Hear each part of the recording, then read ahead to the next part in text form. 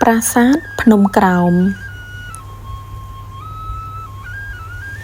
ព្រះបាទយសោវរ្ម័នទី1ចូលចិត្តសាងសង់ប្រាសាទធំៗលើភ្នំខ្ពស់ៗដូចជាភ្នំបាខែងភ្នំបូកភ្នំក្រោមនិងភ្នំដីទម្រង់ប្រាសាទភ្នំនេះមានមុនសម័យអង្គរមកដូចជាប្រាសាទអកយំនិងប្រាសាទភ្នំរូង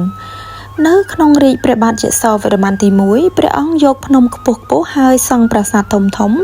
ដែលមានខឿនច្រើនជាន់ថ្នាក់ជាងរាជាមុន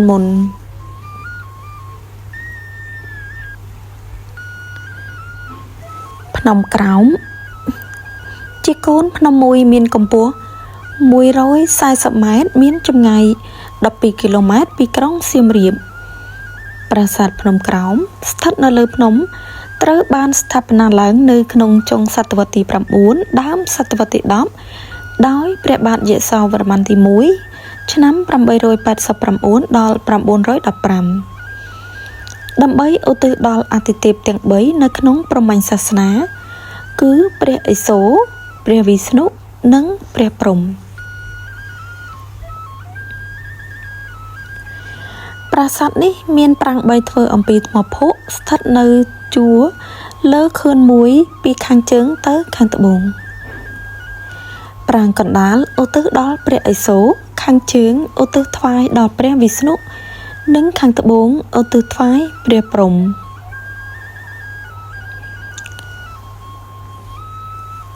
កំពូលនៃប្រាង្គទាំងនេះបានដួលរលំអស់ទៅហើយប្រាសាទនេះមានកំពែងធ្វើអំពីថ្មបាយក្រៀមនិងមានគោបុរៈនៅទិសខាងកើត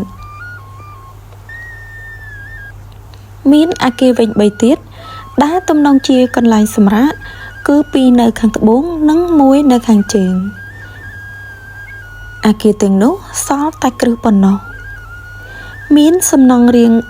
ការ៉េ4ទៀតនៅពីមុខប្រាង្គកណ្ដាលបែរមុខទៅទិសខាងលិចដែលទំនងជាបណដ្ឋានប្រាសាទនេះមានបណ្ណាល័យឬហោត្រៃចំនួន4នៅទិសខាងកើត